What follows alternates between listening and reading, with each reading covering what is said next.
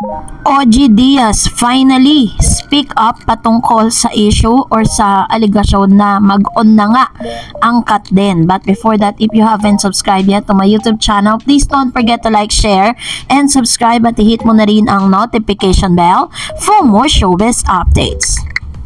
Bago tayo of course magpatuloy sa ating updates for today's video, tulad po ng lagi nating ginagawa, hindi ko po yan pwedeng kalimutang pasalamatan kayo syempre. I'm always grateful na lagi kayo nakasubaybay sa mga updates natin. So panoorin po muna natin ito. Maraming may gusto. Maraming may gusto. Pero marami rin may ayaw ba? Marami rin may ayaw kasi may katil din. Oo. Pero maraming ayaw. Yes, buo pa rin ang kanilang pag-asa na one day magkakabalikan ang Katden. Pero mukhang hindi na nga. Ay. Dahil parang tinapos na nga ni Catherine. Ay. At mula na sila mag-split, talagang si Catherine ay nagawa na ang kanyang gustong gawin. Nagpa-sexy, nahinangaan naman lahat. Yes. Na sinasabi pa naku, kung nandiyan pa si Daniel, hindi magagawa yan ni Catherine, ganyan. At ngayon nga, yung kanyang love team sa Hello Love Again, na si Alden, ay na nga, iniisip ng mga tao na baka nga sila na. Uy!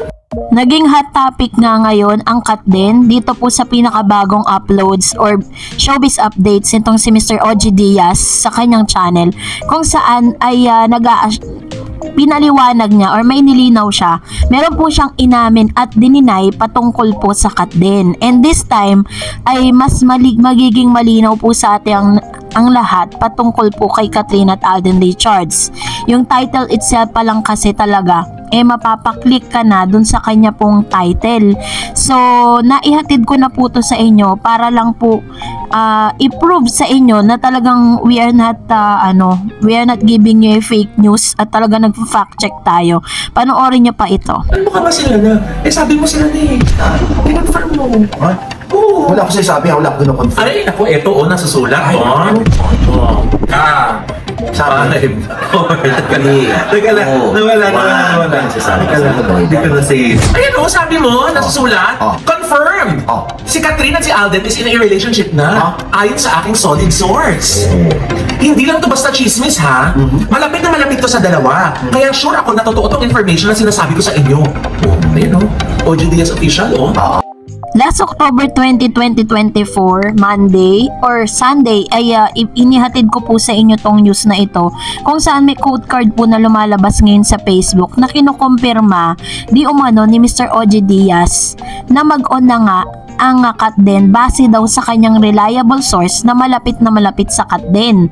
So dahil po ito, pinanghawakan po ito ng ilan sa mga Katden fans at talagang inihatid ko sa inyo at nag-fact check tayo para po at least maging malinaw. Ito po ang sabi. Check ako mga fake news peddler kayo ha.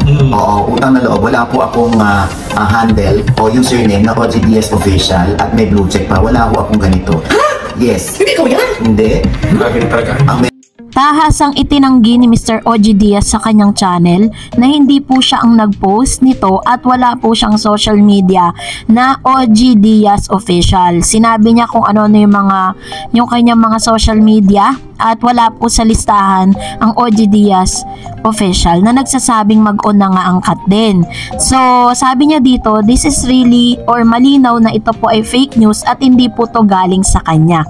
Pero sa kanya pong showbiz updates, meron naman po siyang inamin pero dinideny niya na kinukumpirma na mag-on na nga ang Katden. Diba sinabi ko sa inyo nung last October 20 nung finact check natin niya na hindi si Mr. OG Diaz ang nag-post niyan at hindi rin po si Mr. OG Diaz ang siyang magdideklara kung mag-on na ba si Catherine at si Alden. Neither me or other people. Ang pinaka-reliable dyan is kapag nagpa-press-con na nga itong si Alden Richards. Yan talaga yung pinaka-senyales.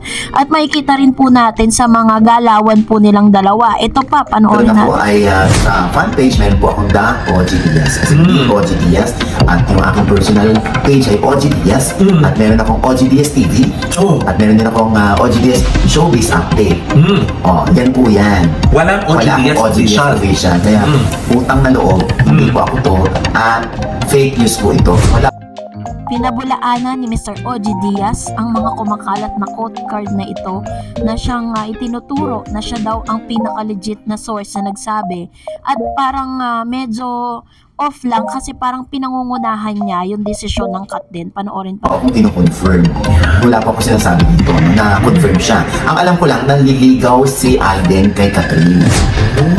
Malinaw na itinanggi ni Mr. OG Diaz na mag-on na nga si Catherine at Alden, pero isa sa mga inamin niya at talagang confident niya sinabi sa publiko na nanliligaw talaga si Alden Richard with Miss Catherine Bernardo. Kaya kung napansin niyo, 'di ba, sa mga teaser at sa mga short video clips na nagkalat po sa social media, nung tinanong ni Mr. Boy Abunda itong si Mr. Alden Richards kung nanliligaw nga ba siya kay Catherine, ay hindi niya po ito sinagot ng direkta o diretso. Ang sinabi niya lang kung ano man daw yung sa kanila ni Miss Catherine, 'di ba? So alam niyo na po 'yon. So ibig sabihin lang yan talaga na kailangan nagfa-fact check po tayo bago tayo maniwala sa isang news. Hindi naman po natin inaalis yung possibility na yun talaga yung punta nila at yun yung gusto nating mapuntahan or maging level or status ng kanilang relationship. But we need to be vigilant sa mga fake news na nagkalat ngayon sa social media. And for that, narito naman ang ilan sa mga komento at reaction po ninyo patungkol naman sa ating latest updates. Magbabasa tayo ng inyong mga komento. Unahin po natin ang komento mula kay Miss Malu Santos. Sabi niya, grabing in love kasi si Tisoy kaya wala nang pake kung sumablay man sa stunt niya. True. Sabi ni Miss Merlina Tamisin, there was one video which was very clear. After he jumped that you will see that Kat was trying to surpass herself, not to cry. Maybe she was scared what Alden did or she was so surprised you will see her face. Nakita ko na po kasing iba't ibang klase ng anggulo dito sa video na to. Nakita ko yung inabutan niya ng tissue, nakita kong gulat na gulat si Miss Catherine Bernardo dun sa ginawa niya, at siguro po kung ang sinasabi dito ni Ma'am Melina is yung parang medyo teary eye si Miss Catherine that time, pero parang feeling ko naman na surprise lang talaga siya kasi wala nga talaga sa script yung ginawa ni Mr. Alden Richards na hanggang ngayon is nagte-trending at nag-garner ng sobrang daming views sa social media. So dahil dito ay hindi nga po napigilan ng mga executives na ipatawag si Alden Richards. Biruin nyo, A-lister na yan pero talagang kino-call out po nila pag alam nilang mali yung ginawa. And sabi ni Ma'am Tita Esther Pagay, hi Miss Darrets, good PM to you. I'm happy to watch you again. To be honest, nakipag-away na ako sa Michael Santos sa lagi nagpo-post kay Sanya. Bakit lagi pinipilit niya si Sanya na may relationship kay Alden? Kahit di 1737 public ng Katden yung relationship nila. Matik na yon, Miss Darrets, na naunawa natin bilang tayong sumusuporta sa Katden. Dahilan naranasan din natin yung magkajowa, kaya alam natin yung pakiramdam. What you see is what you get. Siguro nahihiya si Alden kung pakitang tao ay pinapakita ni Alden sa parents ni Kat. Di na. Yun. Totoo naman, 'di ba? Kasi kung talagang hindi totoo yung pinapakita ni Alden Richards for promo lang or dahil may movie sila, parang medyo awkward lang sa pakiramdam kasi nag-i-invest na kasi siya ng emotional investment dun sa family ni Miss Catherine. Tapos biglang sasabihin for promo, 'di ba?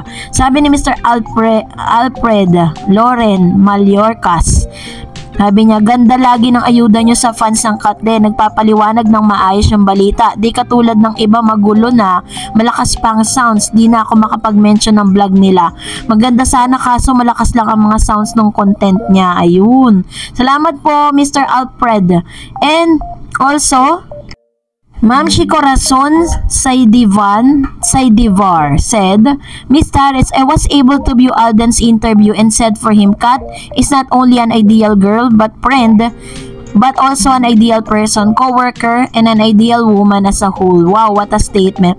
Doon pa nga lang po makikita nyo, diba, na talagang 100% yung kanyang pagkagusto. Para sabihin mo yun doon sa isang girl, at sasabihin ng ibang mga bashers, hindi daw nanliligaw si Alden, hindi raw, parang magkaibigan lang sila. Nandun pa sila sa level na yun, pero alam kong darating din po yung point na talagang aamin na po yan dalawang yan.